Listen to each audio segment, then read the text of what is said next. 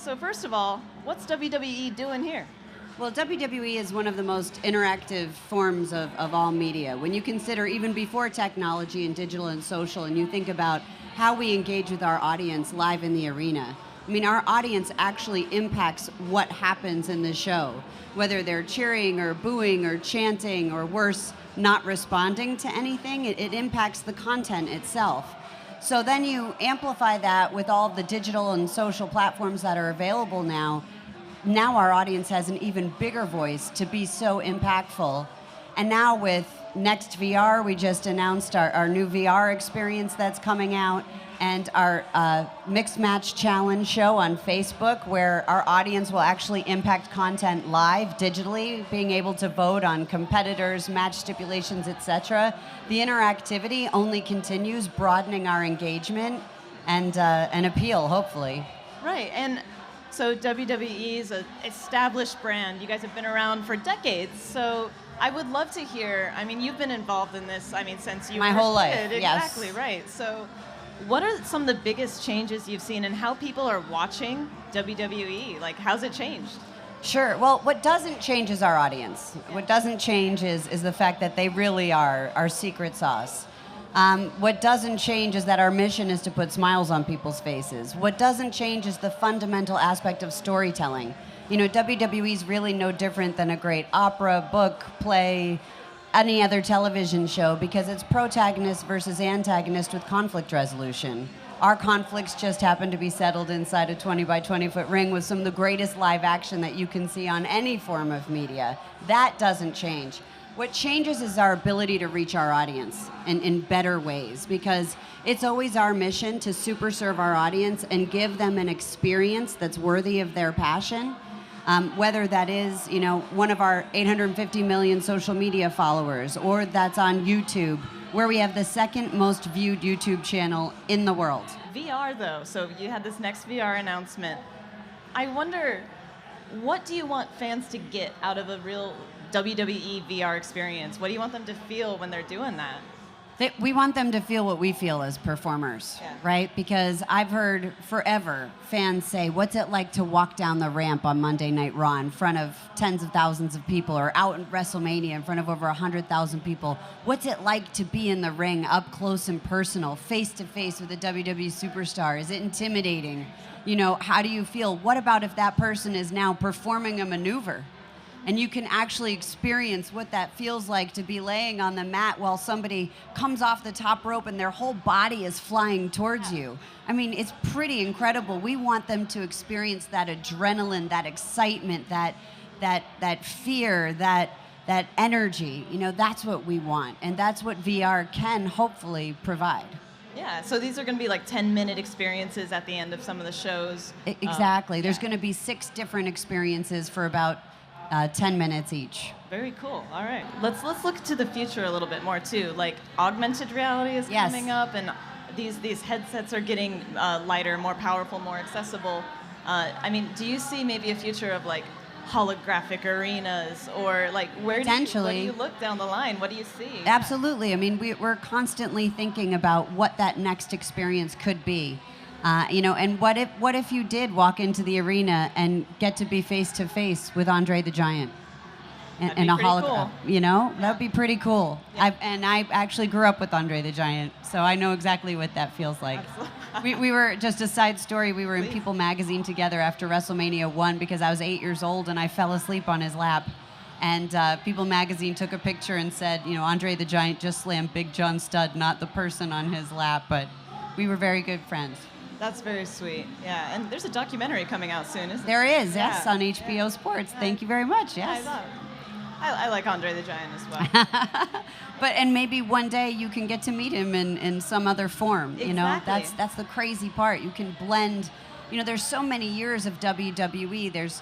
We're just celebrating our 25th anniversary of Monday Night Raw, which is our flagship show. That's coming up on January 22nd. Yeah. 25 years. There's so much history, and our brand's been around a lot longer than that.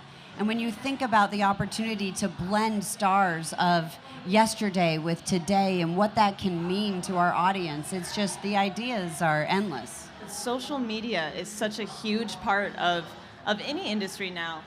But especially a show where you have superstars, you have these personalities that have to interact with fans now, just kind of all the time. So how does social media change the way that this... It only grows that engagement. Yeah. And actually, Monday Night Raw had more social engagements on Facebook than even Game of Thrones in 2017. Seriously? So, yes. Where were all those headlines? I don't know. We need to get them out there. Yeah. But that is because, in addition to pushing out storyline content, or call it marketing messaging, right, that brands would normally do, we listen to our audience. And whether that's an individual basis, if John Cena is your favorite superstar, you can interact with him directly on social media and he'll respond to you. But in addition to that, we had probably our biggest change, and one of the things I'm most proud of in WWE is our women's evolution. Yeah.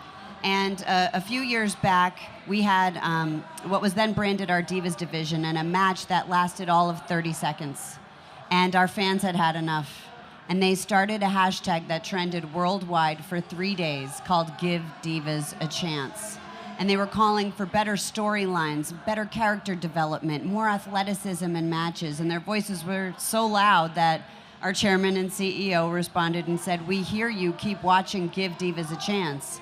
And since that time, at WrestleMania, which is like our Super Bowl, our biggest stage, in front of over 101,000 people, WWE Hall of Famer Lita came out, announced the rebranding of the Divas division to the women's division, unveiled the new championship belt, and said that our women were now going to be called superstars, same as the men. And since that time, our women have been regularly main eventing, pay-per-view and television main events, and just this past December, we had our first ever women's match in Abu Dhabi in the Middle East. And those women competing in that ring almost stopped the match when they heard the crowd break out in a chant that said, "This is hope. This is hope." And they talked about seeing little girls in the front row with tears in their eyes. Yeah. And that is the power of the WWE brand and the impact that any brand can have. Yeah. And it's really just a privilege to be a part of. And that all started because of a hashtag. That's on right. Twitter. It started because of a hashtag. That's incredible. And I mean, responding to those hashtags, to those movements as they pop up live, in the world, that's such an important thing for, I think, any brand to do, absolutely. right? Yeah, you have to be quick. Yes, and when you consider that we have essentially a focus group every night, because we have over 500 live events every single year, so we're constantly listening to our audience. Now add on top of that social media metrics, and then all of the data analytics that we get, across all of our direct-to-consumer businesses, because we're now 50% of our revenue is direct-to-consumer. So we can specifically target our customers and our consumers with an experience that we know they want. We took a huge calculated risk by launching an OTT streaming service really in the beginning, ahead of many of these other players. And we did that even though we had a linear long-form deal in place. We had looked at that, and we had recognized, even though it was lucrative, that our rights were going to be locked up for a very long time, and we didn't want to do that. Yeah. So Vince McMahon, had the foresight to say, let's do a little more research, let's dig in, and we found out that our consumers watch 5 times more online video than the American norm, and we said, we have a real opportunity here. Absolutely. And so we brought everyone together, and in less than a year, launched the OTT network, WWE Network, and now we have over 1.5 million subscribers, and we're the second largest branded OTT service in the US. And we've more than doubled our pay-per-view revenue, and the network is now our fastest growing and second most profitable line of business. So it was a risk worth taking. Yeah, and that's how it's done. That's right. Yeah, that's right. And I so like when that. it comes to digital and tech, we want to be there. Vince has always said, you want to be slightly ahead of the curve. You never want to be so far ahead of the curve that people can't understand. Right. But you certainly don't want to be behind the curve. So we're going to be right out there in the forefront, taking risks, calculated risks, working with partners, and experimenting, because that's what this space ultimately provides, and it is so much fun. Absolutely. Thank you so much for talking with us today. Thank you. This has been great. Yeah. So stay tuned. We'll be back with more on the Engadget stage at CES.